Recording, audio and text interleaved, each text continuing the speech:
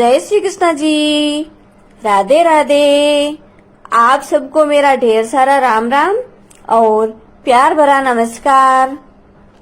आज मैं आपको दशा माता व्रत की कथा सुना रही हूँ। दशा माता व्रत की 10 कथाएं होती है जो एक एक करके आपको मेरे चैनल से 10 कथाएं प्राप्त हो जाएंगी। दशा माता की सभी कथाओं को आप मेरे चैनल पर जाकर आराम से सुन सकते हैं। सबसे पहले तो मैं आपको बताना चाहूंगी कि दशा माता के व्रत का संकल्प कैसे लिया जाता है। इसके बारे में थोड़ी सी जानकारी है, आप ध्यानपूर्वक सुनिए। ऋषि महर्षियों ने अपने अनुभव से सिद्ध किया है कि जब मनुष्य की दशा अनुकूल होती है तब उसका कल्याण होता है और जब दशा प्रतिकूल होती है तो अच्छा काम करने से भी बुरा प्रभाव पैदा होता है।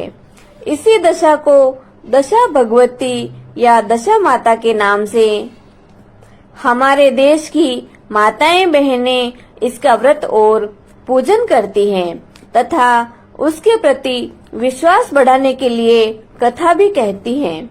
जब तुलसी के पौधों में जो जहां उगे वहीं पर लगा हो, बाल निकले, कलोरी गाय का बछड़ा हो और पहलोठी घोड़ी के बछेड़ा हो या स्त्री के प्रथम गर्भ से बालक उत्पन्न हो, तब इन बातों का समाचार पाकर दशा माता के व्रत का संकल्प लिया जाता है। किंतु इसमें भी एक आवश्यक शर्त है कि जो बच्चे पैदा हुए हों वे अच्छी घड़ी में पैदा हुए हों। ऐसी ही स्थिति में दशा माता का गंडा लिया जाता है। इसमें 9 सूत कच्चे धागे के और 1 सूत वृत्ति के अंचल का, इस प्रकार 10 सूत का एक गंडा बनाकर उसमें गांठ लगाई जाती है। दिन भर व्रत रहने के बाद शाम को गंडे की पूजा होती है। 9 व्रत तो शाम को पूजा होती है, परंतु 10वें व्रत में दोपहर के पूर्व ही पूजा होती है। जिस दिन दशा माता का व्रत हो उस दिन जब तक पूजा न हो किसी को कोई वस्तु, यहाँ तक कि आग तक नहीं दी जाती है। पूजा के पहले उस 10 दिन किसी का स्वागत नहीं किया जाता है। पृथ्वी को लीप कर, चौका पूर कर उस पर पाटा और पाटे पर पान रखा जाता है। पान के ऊपर गंडे को दूध में डुबोकर रख दिया जाता है। हल्दी, पुष्प और अक्षत से उसकी पूजा होती है और घी, गुड़, बतासा आदि का भोग लगता है। हवन के अंत में कथा कही जाती है।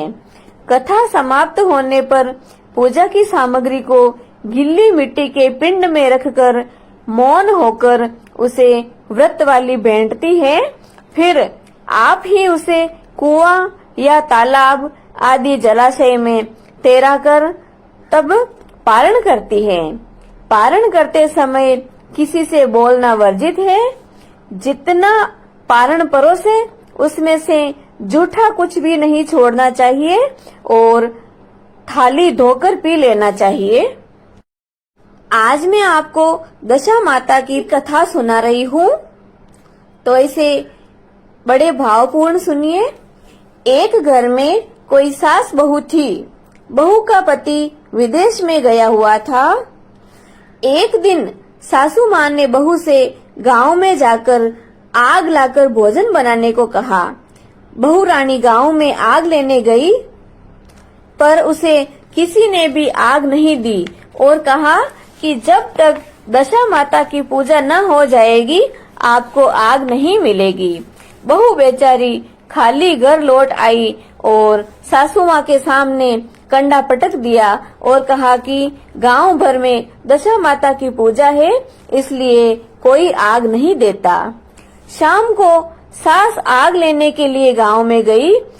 तब स्त्रियों ने उन्हें स्वागत पूर्वक बिठाया और कहा कि माताजी, सुबह सवेरे आपकी बहू आई थी परंतु हमारे यहाँ पूजा नहीं हुई थी, इसी कारण हमने उनको आग नहीं दी।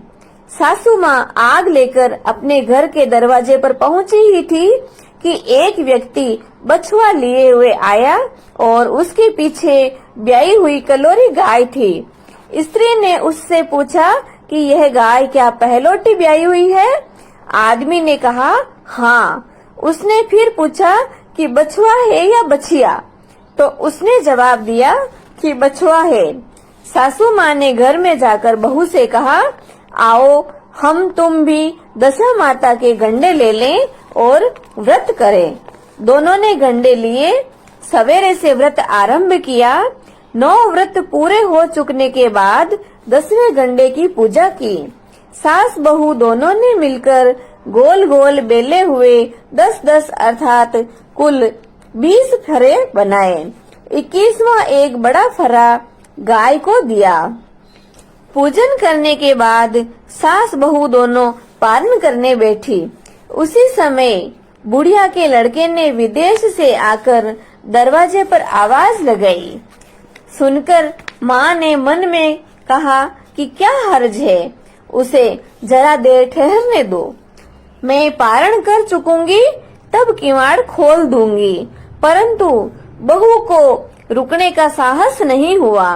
अपनी थाली का अंत इधर उधर करके झट पानी पीकर वह उठकर खड़ी हुई। उसने जाकर किवाड़ खोले। पति ने पूछा कि माताजी कहाँ है? स्त्री ने कहा कि वह तो अभी पारण कर रही हैं। तब पति बोला, मैं तेरे हाथ का जल अभी नहीं पीऊंगा, क्योंकि मैं 12 वर्ष से आया हूँ। इतने दिनों तक न जाने तू कैसी रही होगी। माताजी आएगी, वह मुझे जल पिलाएगी, तब मैं जल पीऊंगा। यह सुनकर स्त्री चुपचाप बैठी रही। माता पारण कर अपनी थाली धोकर पी चुकी, तब वह अपने बेटे के पास गई। लड़के ने सादर पैर छुए। माताजी ने उन्हें आशीर्वाद दिया और भीतर ले गई। माता ने थाली परोस कर रखी। बेटा भोजन करने बैठ गया। उसने हाथ में प्रथम ग्रास लिया ही था कि फरों के वे टुकड़े जो बहू ने अपनी थाली में फेंक दिए थे, आप से आप उचक कर सामने आए। उसने माँ से पूछा कि माँ, यह सब क्या तमाशा है? माँ बोली, मैं क्या जानूं, बहू जाने। यह सब सुनते ही लड़का आग बबूला हो गया। वह बोला, ऐसी बहू मेरे किस काम की, जिसके चरित्र की तू साक्षी ही नहीं है? उसको अभी बाहर निकालो। यदि वह घर में रहेगी तो मैं इस घर में नहीं रहूंगा। माँ ने अपने पुत्र को व्रत के पारण का सब हाल बताकर हर तरह समझाया, परंतु उसने एक भी बात नहीं मानी। वह यही कहता रहा कि उसे घर से बाहर निकालो, तभी तो मैं घर में रहूंगा। माँ ने सोचा, बहू को थोड़ी देर के लिए मैं घर से बाहर कर देती हूँ, इतने में लड़के का गुस्सा शांत हो जाएगा। उसके बाद मैं बहू को फिर से घर में बुला लूंगी। उसकी बात भी रह जाएगी और मैं बहू को भी घर में डाल दूंगी। उसने बहू से कहा कि बहू, तू देहरी के बाहर जाकर उसारे के नीचे खड़ी रह जा। जब बहू ओरी के नीचे खड़ी हुई, तब उसारा बोला कि मुझे इतना भार छानी छप्पर का भी नहीं है जितना तेरा भार है। दशा माता के विरोधी को मैं छाया नहीं दे सकता। तब वह वहां से चलकर गिरोंची के पास चली गई।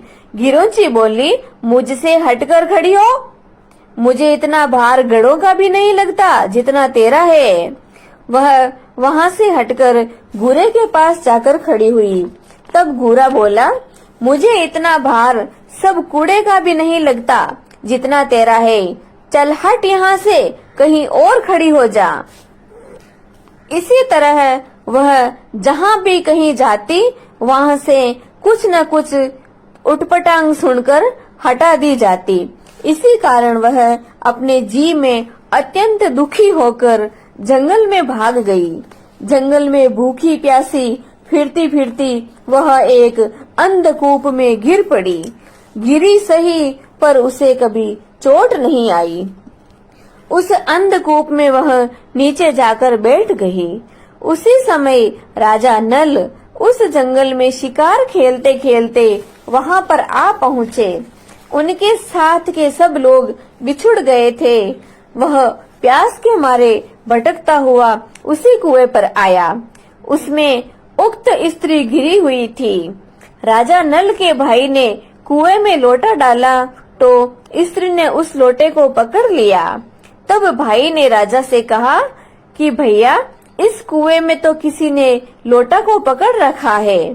तब राजा ने कुएं की जगत पर जाकर कहा कि भाई, पुरुष है तो धर्म का भाई है, और यदि स्त्री है तो मेरी धर्म की बहन है। तुम जो कोई भी हो बोलो, हम तुमको इस कुएं से बाहर निकाल देंगे। स्त्री ने आवाज दी। इस पर राजा ने कुएं से बाहर निकलवा दिया और वह उसे हाथी पर बिठाकर अपनी राजधानी में ससम्मान ले आए। महाराज को शिकार से लौटकर महलों की ओर आते हुए देखकर धावनों ने महारानी के पास जाकर खबर दी कि महाराज आ रहे हैं और एक रानी भी साथ में लेकर आ रहे हैं। रानी अपने मन में बहुत दुखी हुई। वह सोच रही थी। इसी बीच महाराज सामने आ पहुँचे। तब रानी ने हाथ जोड़कर विनय की, महाराज, मुझसे ऐसी क्या गलती हो गई, मुझसे ऐसी क्या बात बन पड़ी जो आप मेरे रहते दूसरा विवाह करके लाए हैं। इस पर राजा नल ने हंसकर उत्तर दिया कि वह जो आई है तुम्हारी सोत नहीं है, वह तुम्हारी ननंद है, मेरी बहन है। तुमको उसके साथ मेरी सगी बहन जैसा बर्ताव करना चाहिए। यह सुनते ही रानी का मुंह प्रसन्नता से कमल की तरह खिल उठा। उसने कहा, अब तक मैं ननंद का सुख नहीं जानती थी। अच्छा हुआ जो मेरे भाग्य में ननंद तो आई है। राजा ने उसका नाम मुंह बोली बहन रखा और उसके लिए एक अलग महल बनवा दिया। उसी में वह आनंद से रहने लगी। इसी प्रकार सुख पूर्वक बहुत दिन बीत गए। एक दिन राजा की एक घोड़ी ब्याई। तब राजमहल की स्त्रियां बधाई गाने लगी। मुंह बोली बहन ने अपनी दासियों से कहा, बाहर जाकर देखो तो सही किस बात की बधाई बज रही है। उन्होंने बाहर से आकर कहा, महाराज की घोड़ी अच्छी घड़ी में एक बछेड़ा लाई है, उसी की बधाई गाई जा रही है।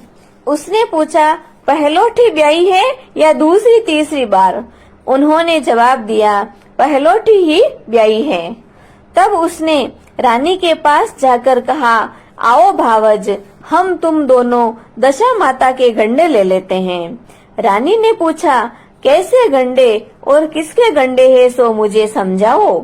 तब वह बोली, भाई की एक घोड़ी पहले पहल बछेड़ा ब्याई है।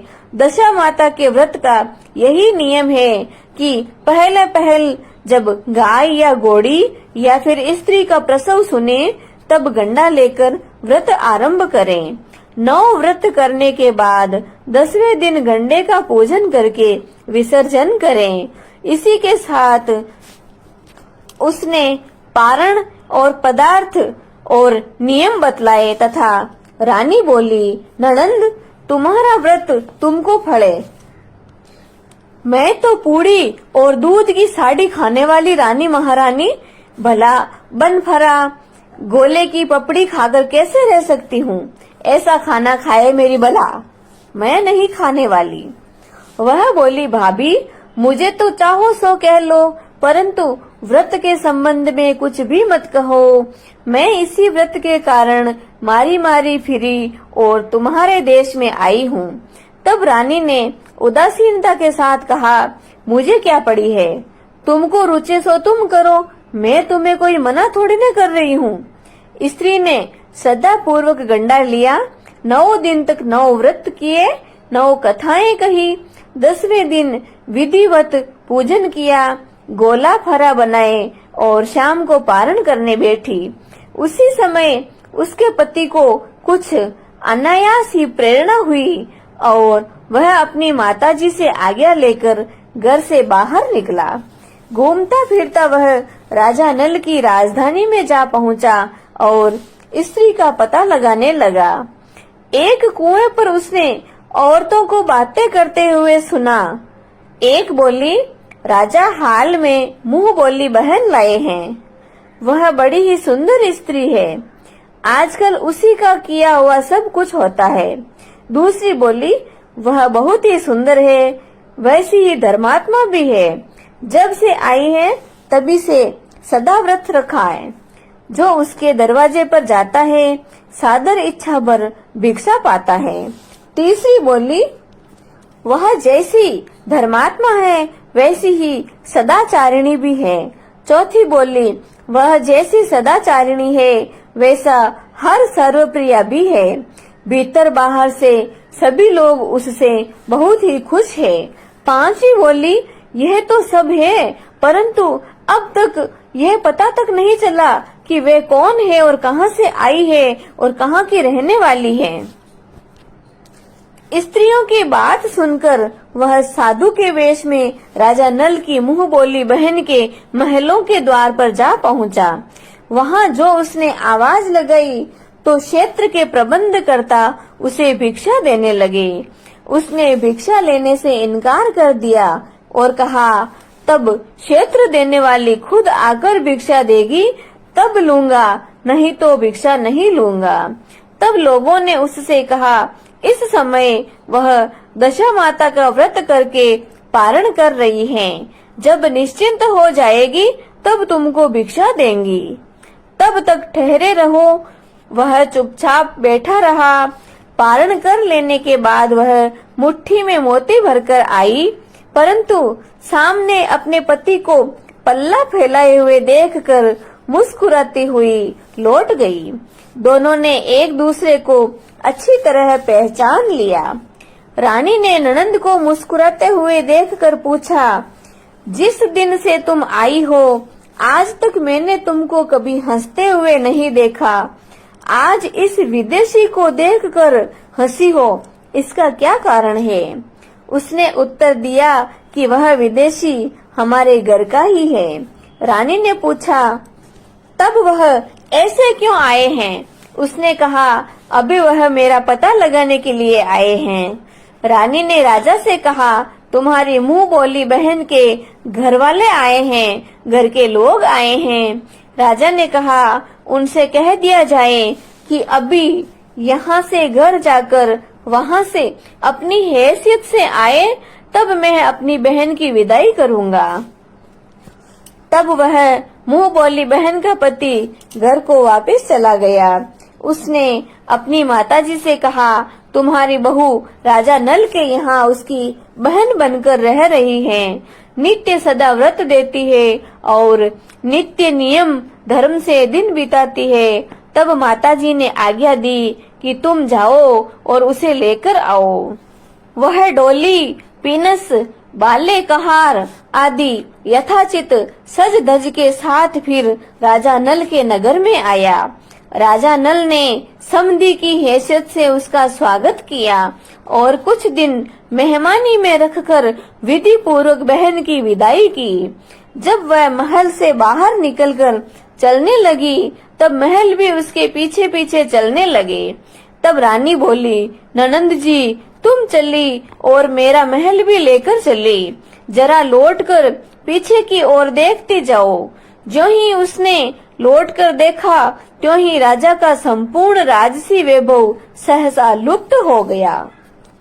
वह स्त्री तो अपने पति के साथ जाकर आनंद से रहने लगी, परंतु राजा नल का यह हाल हो गया कि वे राजा रानी दोनों कमथी कतरी ओढ़े फिरने लगे।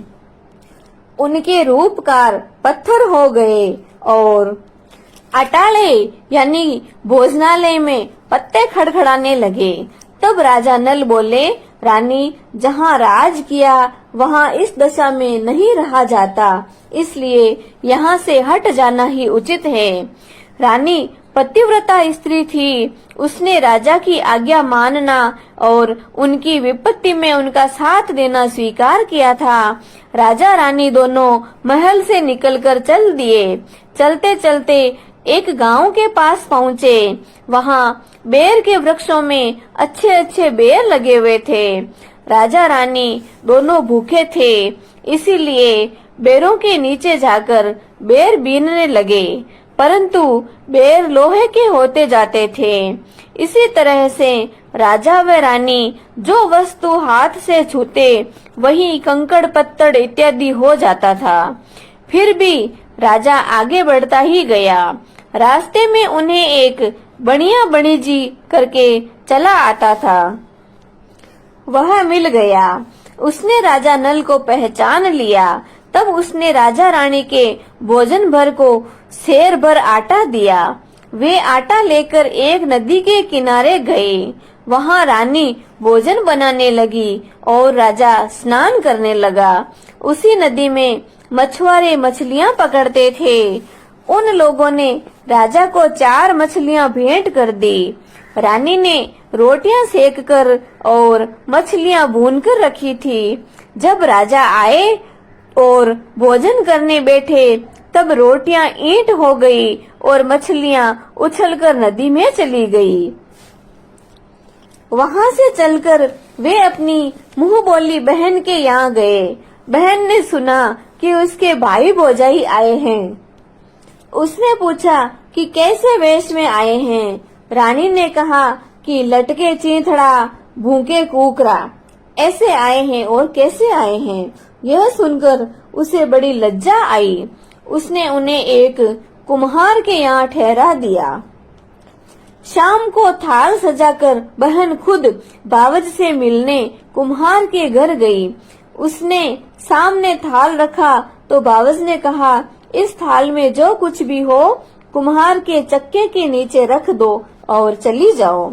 वह थाल का सामान चक्के के नीचे रखकर चली गई। थोड़ी देर में राजा ने आकर पूछा, कहो बहन क्यों आई थी, क्या लाई थी? रानी ने कहा, आई तो थी पर कुछ लाई थी, मैंने इसी चक्के के नीचे रखवा दिया है। राजा ने जो वहाँ देखा तो कंकड़ पत्थरों के सिवाय कुछ भी नहीं था। राजा समझ गया कि यह सब कुछ कुदशा का कारण है। भला वह मेरे लिए कंकड़ पत्थर क्यों लाएगी? तब वे लोग वहाँ से भी चलकर अपने मित्र के घर गए। मित्र ने सुना कि उनके मित्र आए हैं तो उसने पूछा, कैसे आए हैं? इन लोगों ने कहा, कमरी ओढ़े हुए पथरी बिछाए मांग मांग कर खाए ऐसे वेश में आए हैं और कैसे आए हैं? मित्र ने दुखी होकर कहा, कोई हानि नहीं, जैसे आए हैं वैसे ही अच्छे। आखिर तो मेरे मित्र जो हैं उनको महलों में लिवा लाओ। मित्र ने बड़े आदर भाव से उनका स्वागत किया, भोजन करवाया और एक कमरे में उनके सोने के लिए पलंग बिछवा दिए।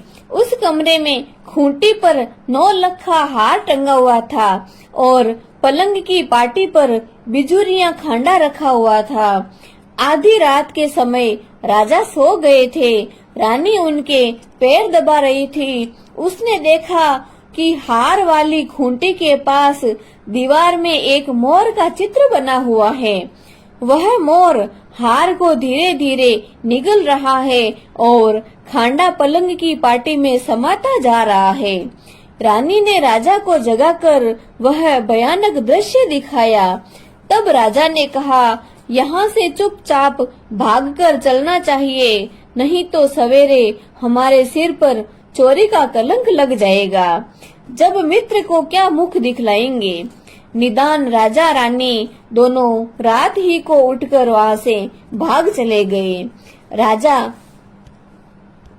और रानी चलते हुए एक अन्य राजा की राजधानी में पहुँचे। वहां अतिथि और भिक्षुओं को सदाव्रत दिया जाता था। राजा रानी भी सदाव्रत लेने के लिए गए थे। उस समय सदाव्रत बंद हो चुका था। वहां के अधिकारियों ने कहा कि ये लोग न जाने कहां से ऐसे अभागे आए हैं, उन्हें देने के लिए कुछ भी नहीं बचा है। फिर भी उन्हें मुट्ठी मुट्ठी चने दे दो। इस प्रकार अनादर और कुवाक्य सुनकर दान लेना अस्वीकार करते हुए राजा नल और रानी दमयंती वहां के दीनाध्यक्ष की निंदा करते हुए बोले कि ऐसी कंजूसी है तो सदाव्रत देने का नाम क्यों करते हो।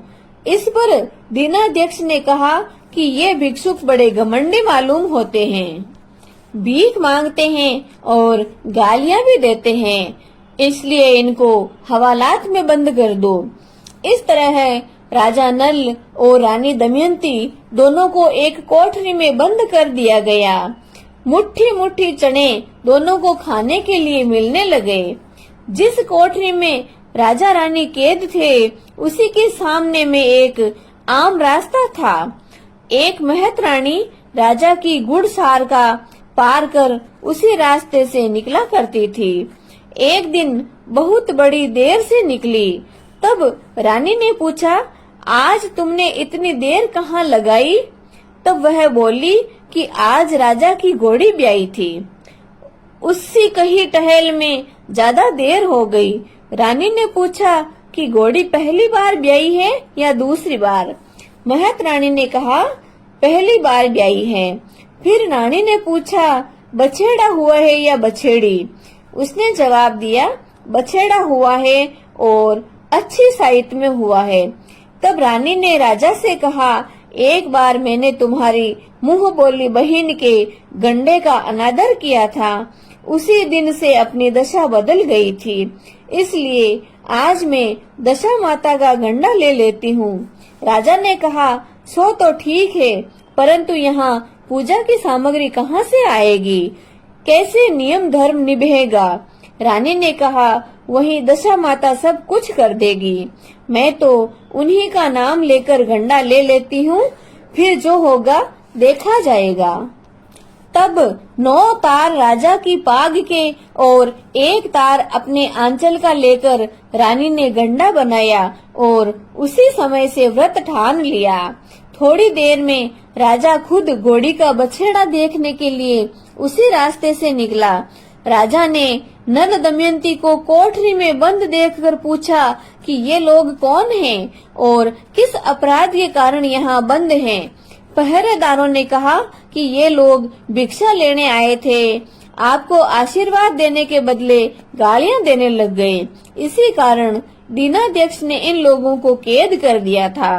राजा ने कहा कि ये तो इनका कोई अपराध नहीं है, इनको मनोनीति भिक्षा न मिली हुई होगी, इसी से ये गालियां देते होंगे। इनको संतुष्ट करना चाहिए या फिर कैद कर देना चाहिए? इनको अभी कैद से बाहर निकालो। राजा की आज्ञा के अनुसार उसी समय नल दमयंती दोनों कोठरी से बाहर निकाल दिए गए। राजा उनके पांव में पद्म और माथे में चंद्रमा का चिन्ह देखकर पहचान गया कि ये राजा नल और महारानी दमयंती है। तब उसने विनीत भाव से क्षमा प्रार्थना की और उन्हें हाथी पर बिठाकर अपने महल में ले गए। कुछ दिनों बाद उस राजा का आतिथ्य सत्कार स्वीकार करके राजा नल और रानी दमयंती पूरे सज धज से अपनी राजधानी की ओर चल दिए। पहले वह अपने मित्र के यहाँ गए। मित्र ने राजा नल के आने की खबर सुनकर पूछा कि मित्र आए तो हैं, पर कैसे रंग ढंग में आए हैं? लोगों ने कहा कि अब की बार तो बड़े ठाठ बात से, हाथी घोड़े से, डंका के निशान से, पाल की पिनस से और फौज भी साथ में लेकर आए हैं। मित्र ने कहा, अच्छी बात है, आने दो। मेरे तो जैसे पहले थे वैसे अब है, क्योंकि आखिर तो मेरे मित्र जो हैं। राजा रानी दोनों मित्र के महल में गए। उन्होंने उनका सादर आदर स्वीकार किया और सादर स्वागत करके उसी स्थान पर फिर से उनका डेरा दिया जहां वे पहले ठहरे थे। आधी रात के समय राजा सो रहे थे। रानी पैर दबा रही थी। तभी उसने देखा कि मोर का जो चित्र हार निगल गया था उसे फिर से उगल रहा है और खांडा खाट की पाटी से धीरे धीरे बाहर निकल रहा है। रानी ने राजा को जगाकर दिखाया। राजा ने अपने मित्र को बुलाकर वह चरित्र दिखाया। तब मित्र बोला कि मैंने न तुम पर चोरी का इल्जाम लगाया और न ही अब लगाता हूँ। यह सब कुदशा का कारण था, कुदशा का प्रभाव था। आप निश्चिंत रहिए, मेरे मन में आपके लिए कोई मेल नहीं है। मित्र के यहाँ से चलकर राजा मुंह बोली बहन के यहाँ गए। उसने जब सुना कि राजा भैया आए तब उसने पूछा, कैसे हाल में आए हैं? लोगों ने कहा, जैसे राजाओं का आना चाहिए वैसे आए हैं, और तो कैसे आए हैं? उसने कहा, उनको मेरे महल में आने दो। राजा नल का हाथी बहन के महल की ओर बढ़ा। तब रानी बोली, आप बहन के घर जाइए, मैं तो उसी कुम्हार के घर पर जाकर ठहरूंगी जिसके यहाँ पहले ठहरी थी। राजा ने कहा, जिसके कारण इतने दुख उठाए तुम उसी से फिर झगड़ा मोल ले रही हो, ये तो अच्छा नहीं करती हो। परंतु रानी एक भी बात न मानी। वह कुम्हार के यहाँ ठहरी। राजा बहन के घर चले गए। शाम को ननंद बावज के लिए थाल लगाकर चली। उसने बावज के सामने जाकर थाल रख दिया। तब बावज ने सोने चांदी के गहने उतार कर रखने लगी और कहने लगी कि खाओ गहनों खाओ रे, मेरे सोने रुपए के गहनों खाओ, हम नंगे भूखे क्या खाएंगे। यह देखकर ननंद बोली कि यह उपालंब और हंसी ठिठोली किस पर कसती हो? मुझसे तो कुछ कहा सुना हो गया क्या? सो बताओ। मुझसे तो जो कुछ हो सका मैं सब लेकर आई, वही अभी लाई हूँ। विश्वास नहीं हो तो चक्का के नीचे अब भी देख लो। सचमुच चक्का उठाकर देखा तो उसके नीचे मणिमणिकाओं का ढेर लगा हुआ था। रानी देखकर सन्न रह गई। वह बोली, ननंद तुम्हारा कोई दोष नहीं है, यह सब मेरी कुदशा का कारण था, मेरी कुदशा का प्रभाव था। रानी ने ननंद का लाया हुआ सब सामान वापस कर दिया। कुछ अपनी तरफ से भी भेंट दिया, परंतु पूजा का न्योता नहीं दिया। वहां से चलकर राजा सुरा गाय के पास आए तो उसने सब सेना समेत राजा को भर पेट दूध पिलाया। वहां से आगे चले, नदी के तट पर पहुँचे तो वहां पहाड़ पड़ गया। राजा का आड़ा चेताया गया। जब भोजन तैयार हो गया तब राजा भोजन करने बैठे। उस समय नदी में से मछलियां उछलकर गिरी। वे भुनी हुई मछलियां अपने आप राजा की थाली में आकर गिर पड़ी। वे रोटियां जो ईंटें बन गई थी फिर से आटे की रोटियां बन गई, जो उस दिन अपने काम में नहीं आई थी। मैं यदि आपसे कहती कि मछलियां जल में उछलकर गिर गई और रोटियां ईंटें हो गई तो आप नहीं मानते। इसी कारण मुझको बहाना करना पड़ा था। फिर वहां से सेना सहित राजा व रानी आगे बढ़े। राजा नल की फौज अपनी राजधानी के पास पहुंची तो वहां के लोग घबरा गए। उन्होंने कहा कि अपने राजा तो विपत्ति में पड़े हैं, वे बाहर भटकते फिरते हैं। ये कोई शत्रु चढ़कर आया है, इसका नजराना देकर मिलाना चाहिए। अस्तु वे लोग हीरा मोती थालों में भरकर राजा से मिलने गांव से बाहर आए। अपने राजा को पहचान कर उनको बड़ी प्रसन्नता हुई, बड़ा आनंद हुआ। वे बड़ी श्रद्धा भक्ति पूर्वक महाराज के आगे होकर उन्हें महलों में लेने के लिए आए हैं। राजा रानी ने महलों में प्रवेश करके तुरंत ही दशा माता की पूजा का प्रबंध किया और उस नगर की सब सौभाग्यवती स्त्रियों को आमंत्रित किया। भगवती के भोग के लिए सब तरह के पकवान बनाए गए। आटे की बटी हुई 10 बत्तियां, 10 गुड़ या शक्कर की गुजियां और 10-10 अठाइयां सुहागिनों के आंचल में डाली गई। सुहागिनों का श्रृंगार आदि करके माता दशा की पूजा आरंभ हुई थी। दशा माता की पूजा करना शुरू किया। कलश स्थापित होकर जोर माणिक दिया जलाया गया और जैसे ही दिया जलाने लगे तो बत्ती जली ही नहीं। तब पंडितों ने विचार करके कहा कि यदि कोई न्योता पाने वाला न्योतने से रह गया हो तो उसे याद कीजिए, उसके आ जाने के बाद ही दीपक जल जाएगा, वरना नहीं जलेगा। रानी ने कहा कि मैंने तो सभी को न्योता दिलवा दिया है, सिर्फ मुंह बोली बहन को न्योता नहीं दिया। पंडितों ने कहा कि तो उसे शीघ्र बुलाइए। राजा ने अपना द्रुतगामी रथ भेजकर मुंह बोली बहन को बुलवा लिया। उसने कलश का माणिक प्रज्वलित किया। बड़ी धूमधाम से पूजा हुई। अंत में सुहागिनों को भोजन कराकर विदा किया। उसी समय राजा ने हुक्म जारी किया था कि अब मेरी प्रजा के लोग दशा माता का व्रत किया करेंगे। भगवती दशा माता ने राजा नल के दिन फेरे, ऐसे ही वह सबके दिन फेरे।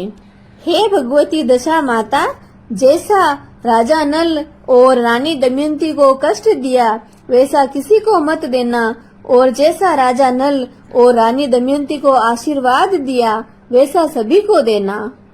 कहानी कहते हुए सुनने वाले और हुंकार भरने वाले सभी की मनोकामनाओं की पूर्ति करना। बोलो भगवती दशा माता की जय। जय श्री कृष्ण जी। राधे राधे। आरती श्री दशा माता की जय, सतचित आनंद दाता की। आरती श्री दशा माता की जय, सतचित आनंद दाता की। भय भंजन अरु दिशा सुधारिणी, पाप ताप कलि कलुष विदारिणी। भय भंजन अरु दिशा सुधारिणी, पाप ताप कलि कलुष विदारिणी। शुभ लोक में सदा विहारिणी, जयपालिनी दीन जनन की। शुभ लोक में सदा विहारिणी, जयपालिनी दीन जनन की। आरती श्री दशा माता की जय, सतचित आनंद दाता की। आरती श्री दशा माता की जय, सतचित आनंद दाता की। अखिल विश्व आनंद विदायिनी, मंगलमयी सुमंगल दायिनी। अखिल विश्व आनंद विदायिनी, मंगलमयी सुमंगल दायिनी। जय पावन प्रेम प्रदायिनी, अमीय राग रस रंग रली की। जय पावन प्रेम प्रदायिनी, अमीय राग रस रंग रली की। आरती श्री दशा माता की जय, सित चत आनंद दाता की। आरती श्री दशा माता की जय, सतचित आनंद दाता की। नित्यानंद भयो अह दीनी, आनंद गण आनंद प्रसादिनी। नित्यानंद भयो अहमदिनी, आनंद गण आनंद प्रसादिनी।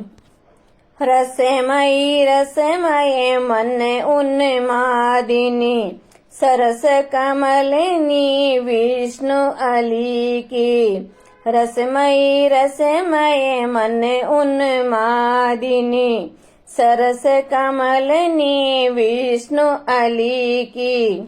आरती श्री दशा माता की जय सतचेत आनंद दाता की आरती श्री दशा माता की। जय सतचेत आनंद दाता की। जो दशा माँ की आरती गावे अमर सुहागो रे गोद भर जावे। जो दशा माँ की आरती गावे अमर सुहाग और गोद भर जावे। कुल में भंडार भरे धन संपत्ति की। भंडार भरे कुल में धन संपत्ति की। आरती श्री दशा माता की। जय सतचेत आनंद दाता की आरती श्री दशा माता की। जय सतचेत आनंद दाता की। इति श्री दशा माता व्रत कथा आरती सहित संपूर्णम। बोलो भगवती दशा महारानी की जय। बोलिए दशा माते की जय।